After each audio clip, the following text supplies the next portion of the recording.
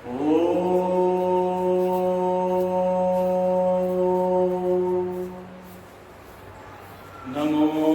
राजपतये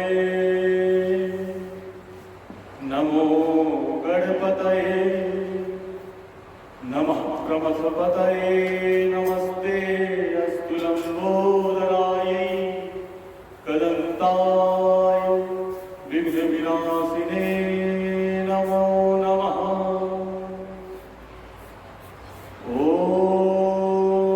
यं ब्रह्मा वरुणेन्द्र रुद्रमरुतः स्तुन्वन्ति दिव्यैस्तवैः वेदैः साङ्गपदक्रमोपनिषदैः गायन्ति यं सामुगाः ध्यानावस्थिततद्गतेन मनसा पश्यन्ति यं योगिनो यस्यान्तं न विदुः सुरासुरगणाः देवाय तस्मै नमः। ॐ योऽन्तः प्रविश्य मम वाचमिमां प्रसुप्ताम् सञ्जीवयत्यखिलशक्तिधरः स्वधाम्ना अन्याश्च हस्तचरणश्रवणत्वगादीन् प्राणान्नमो भगवते पुरुषाय तुभ्यम्। ॐ आप्यायन्तु ममाङ्गानि वाक्प्राणश्चक्षुश्रोत्रमथो बलमिन्द्रियाणि च सर्वाणि सर्वं ब्रह्मोपनिषदं माहं ब्रह्म निराकुर्याम् मा ब्रह्म निराकरोत् अनिराकरणमस्तु निराकरणं मेस्तु तदात्मनि निर्धेया उपनिषत्सु धर्मास्ते मयि सन्तु ते मयि सन्तु। ॐ शान्तिः शान्तिः शान्तिः। ॐ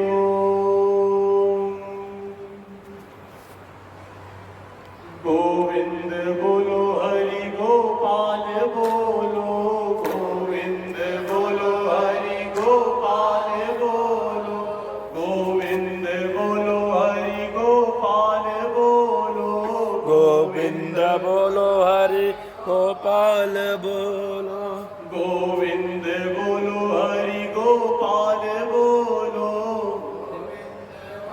हरि गोपाल बोलो राधा रमण हरि श्री कृष्ण बोलो राधा गोविंद बोलो हरि गोपाल बोलो गोविंद बोलो हरि गोपाल बोलो राधा रमण हरि श्री कृष्ण बोलो राधा रमण हरि गोविंद बोलो हरि गोपाल बोलो गोविंद बोलो हरि गोपाल बोलो राधा रमण हरि श्री कृष्ण बोलो राधा रमण हरि श्री कृष्ण बोलो गोविंद बोलो हरि गोपाल बोलो गोविंद बोलो हरि गोपाल बोलो राधा रमण हरि श्री कृष्ण बोलो राधा रमण हरि श्री कृष्ण बोलो गोविंद बोलो हरि गोपाल बोलो गोविंद बोलो हरि गोपाल बोलो। धर्म की अधर्म का प्राणियों में विश्व का गौ माता की नमः पार्वती पतये हर हर महादेव। जय जय श्री राधे श्याम। पूर्वात्पूर्व जगत कर्ता जगत हर्ता जगत नियंता जगदाधार जगदीश्वर अखिलांड कोटि ब्रह्मांड नायक उस परम ब्रह्म परम पिता परमात्मा के चरणा रविंदों में, चरण कमलों में साष्टांग दंडवत प्रणति एवं पूज्य श्री महाराज श्री हमारे जीवन के योग और क्षेम का आह्वान करने वाले ऐसे हमारे नित्य वंदनीय प्रातः स्मरणीय परम पूज्य महाराज श्री के चरण कमलों में प्रणाम। यहाँ उपस्थित पूज्य गुरु जी के चरणों में प्रणाम और यहाँ समुपस्थित आप सभी की इस उत्सुक उपस्थिति को मैं प्रणाम करता हूँ। और आज हम भगवान श्री कृष्ण के पावन पुनीत और पवित्र ग्रंथ श्रीमद् भगवद गीता में प्रवेश करेंगे या कहूँ मैं हम उन्हें प्रणाम करेंगे उसके ऐसे उस पावन पुनीत ग्रंथ को, क्योंकि प्रवेश करना भी हमारे बस में नहीं है, ये भी बहुत भारी शब्द हो जाएगा, परंतु प्रणाम कर लेंगे उसी से हमारे जीवन का उद्धार होगा। ऐसा अपने मानस पटल में भर करके हम लोग यहाँ उपस्थित होंगे। और श्रीमद् भगवद गीता तो अत्यंत पावन पुनीत ग्रंथ है, क्योंकि ये भगवान श्री कृष्ण के चरणों से मां गंगा का पदार्पण हुआ और भगवान श्री कृष्ण के वाणी से, मुख से, अधरों से इस पावन पुनीत ग्रंथ श्रीमद् भगवद गीता का पदार्पण हुआ, आगमन।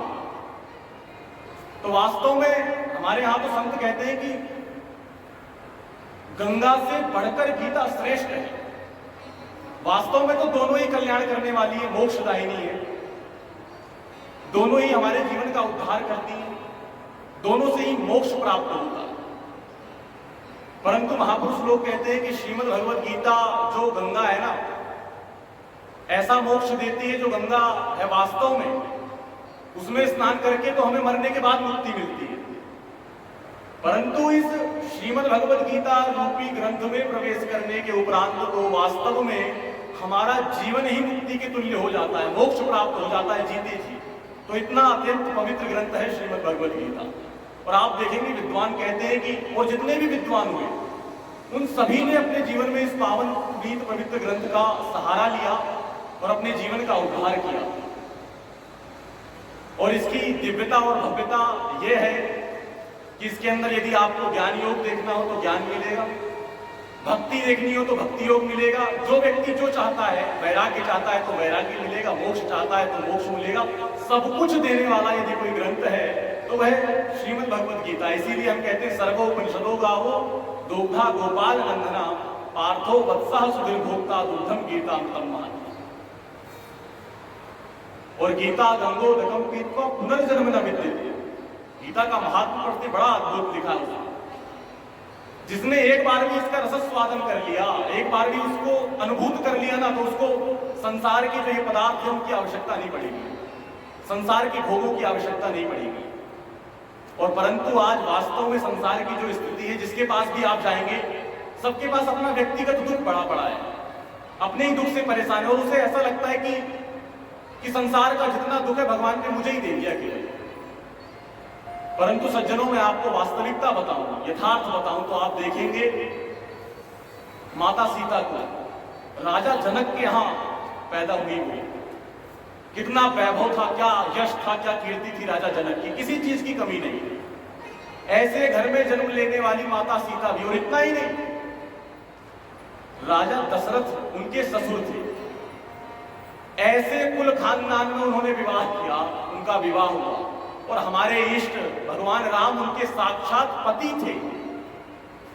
परंतु इतना कुछ वैभव और यश होने के बाद भी उनको जितना दुख प्राप्त हुआ, उनके जीवन में जितना कष्ट आया, आज हमारे और आपके जीवन में क्या ही दुख होगा, क्या ही कष्ट होगा।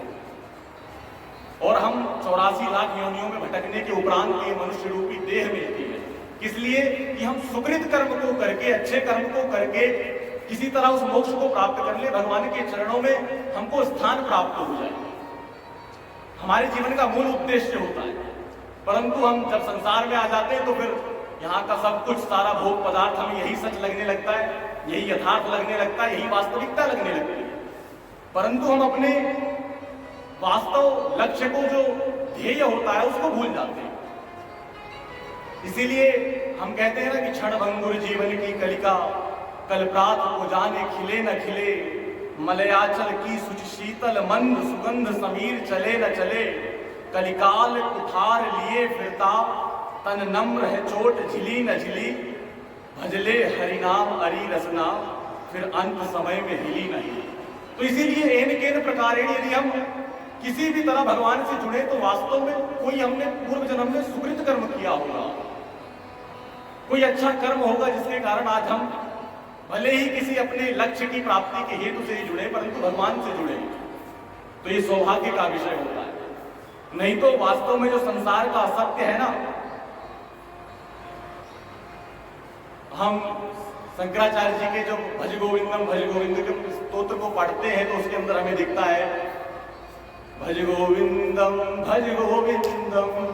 गोविंदम भज मूढ़मते, काते काता कास्ते पुत्रः, संसारोऽयमतीव विचित्रः, कस्त्यं त्वं वाक्कुत आयातः, तत्त्वं चिन्त्य तदहि भ्रातः, भज गोविंदम गोविंदम भज मूढ़मते। कि कौन मेरा पुत्र, कौन मेरी पत्नी, ये संसार अत्यंत विचित्र है, तुम कौन हो, कहां से आए हो, किसको क्या पड़ी है। इस विचार पर, इस विषय पर हमें चिंतन करना चाहिए। और मैं समझता हूं 3 चीजें यदि मनुष्यों ने समझ ली तो वास्तव में उसके जीवन का कल्याण हो सकता है। पहली चीज कि मैं कौन हूं, दूसरी चीज ये संसार कौन है, और तीसरी चीज वो परमपिता परमात्मा कौन है जिसने मुझे इस संसार में भेजा। वो सत्ता क्या है जिससे ये पूरी सृष्टि चराचर जगत चल रहा है, जो केवल चिंतन मान से ऐसी सृष्टियों का निर्माण कर देता है और चिंतन मात्र से संपूर्ण सृष्टि को खत्म कर देता है। तो वो कौन है, वो सत्ता, वो ब्रह्म क्या है, वो शक्ति क्या है, ये समझ लिया तो फिर कुछ जानने की आवश्यकता नहीं पड़ेगी। और यह सब कुछ केवल और केवल अच्छे कर्म करने से, भगवान के चरणों में रति रखने से, संतों से जुड़ने से, सत्संग से जुड़ने से प्राप्त होगा।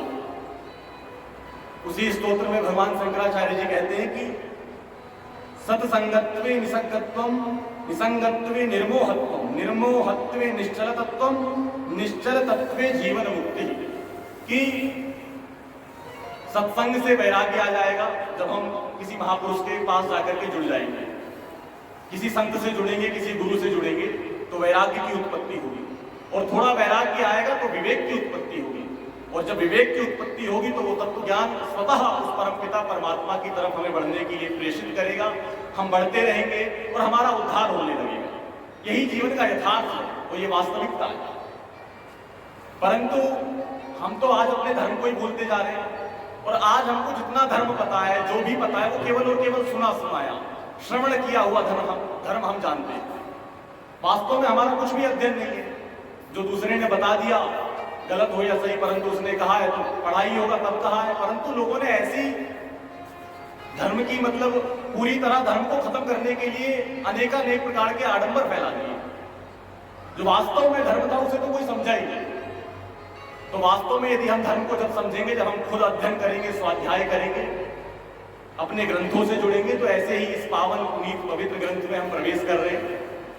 तो मेरा चिंतन है, मेरी मानसिकता है कि गीता का जो 3 मुख्य मर्म है, 3 योग है, एक तो कर्म योग, दूसरा भक्ति योग और तीसरा मैं कहूं वैराग्य कहें या मोक्ष योग, उस पर यदि हम प्रवेश कर लेंगे श्रीमद् भगवद गीता में तो हमारा उत्थान, हमारा उद्धार निश्चित हो जाएगा। अवश्य ही ईश्वर की कृपा होगी हम। तो आज हम ऐसे ही भगवान ने जो अर्जुन को कर्म करने की जो पूरे संसार को प्रेरणा दी है, कर्म योग क्या है, कैसे कर्म करके हम अपना उद्धार कर लें। वो कर्मयोग तो बड़ा विचित्र है, क्योंकि हम पढ़ते हैं कि बड़े बड़े ज्ञानी किम कर्मेति का उपयोग मोहिता तते कर्म प्रवक्ष्यामि ज्ञात्वा मोक्षसेषु, कि बड़े बड़े ज्ञानी लोग भी इस कर्म की परंपरा को, सुकर्म कर्मों को और अकर्म कर्मों को समझने में मोहित हो जाते हैं। और हम बोलते हैं ना कि ज्ञानिनाम अभिचेतांसी देवी भगवती हिसा बलादा कृष्ण मोहाया महामाया प्रयच्छ। और इस माया के वशीभूत है पूरा का पूरा संसार। जो बड़े बड़े ज्ञानी मोहित हो जाते हैं, बड़े बड़े ऋषि मोहित हो जाते हैं, तो हम और आपकी क्या स्थिति है? हम और आप कितना जानते हैं?